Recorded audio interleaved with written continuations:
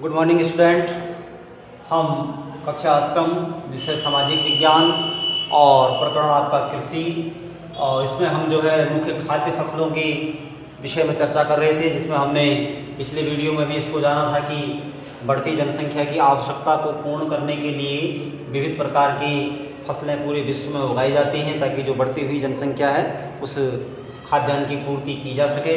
तो हमने पिछले वीडियो में खाद्य फसलों की चर्चा करी थी, फिर उसके बाद रेशेदार फसलें हैं और पेय फसलें हैं। आज मुख्य रूप से अगर हम रेशेदार फसलों की बात करें तो जिनमें फाइबर निकलता है, ठीक है ना, रेशेदार फसलें कहते हैं। इसमें विशेष रूप से जो नाम आता है आपका कपास, ठीक है ना।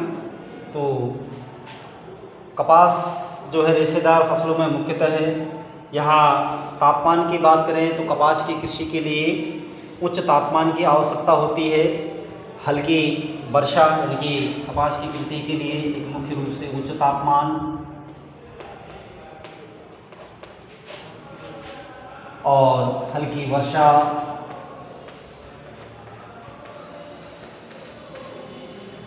चमकीली धूप, हल्की वर्षा, चमकीली धूप, ठीक है ना। तो इनकी आवश्यकता जो है कपास की कृषि के लिए होती है। और आप फिर देखेंगे कि मृदा की बात करें तो विशेष रूप से जलोढ़ मृदा भारत उपयुक्त रहती है। भारत के संदर्भ में बात करें कपास के लिए तो हमारे भारत में मुख्यतः कपास उत्पादक क्षेत्रों की बात करें तो काली मृदा का क्षेत्र है। काली मृदा को हमारे देश में कपासी मृदा के नाम से भी जानते हैं, रेगर मृदा भी कहते हैं। और विशेष रूप से इसमें आपका महाराष्ट्र का क्षेत्र, कर्नाटक का क्षेत्र, मध्य प्रदेश का क्षेत्र, गुजरात का क्षेत्र इसके अंतर्गत आता है, जो काली मृदा का क्षेत्र है भारत में और कपास उत्पादन में अग्रणी है, ठीक है ना। तो कपास के उत्पादन में भी विशेष रूप से इन्हीं राज्यों का योगदान भारत में अत्यधिक है।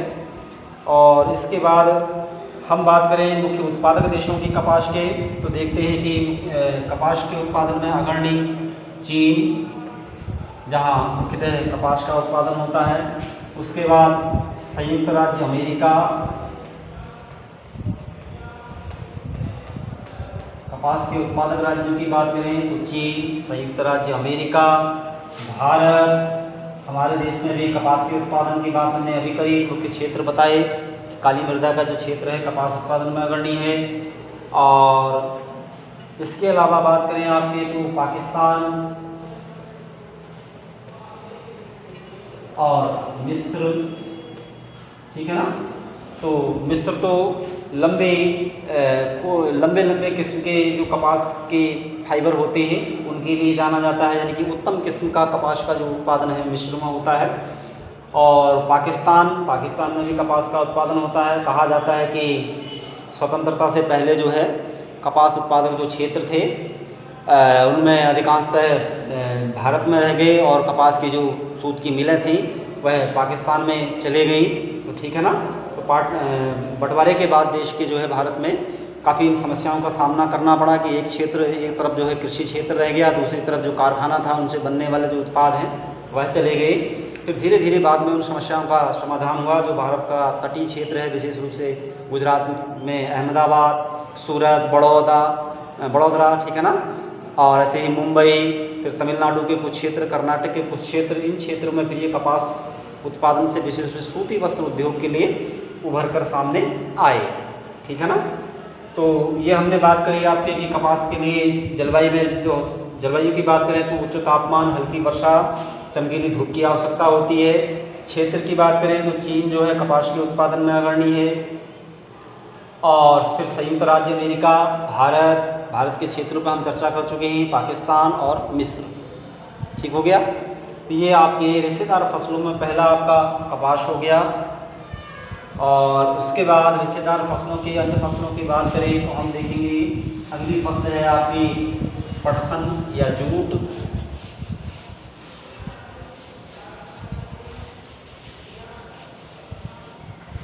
पटसन या जूट,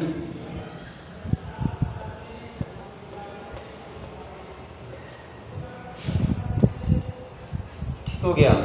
तो पटसन या जूट के लिए उच्च तापमान, उष्णकटिबंधीय जलवायु, पर्याप्त वर्षा की आवश्यकता होती है और सस्ते श्रमिक की उपलब्धता यहाँ भी है, क्योंकि इसमें जूट की बुवाई से लेकर के उसकी छाल निकालने तक और उसके बाद फिर जो बूट से बनने वाले अन्य सामान हैं उसके लिए पर्याप्त श्रमिकों की आवश्यकता, पर्याप्त सस्ते और कुशल श्रमिकों की आवश्यकता इस पेशे के लिए होती है।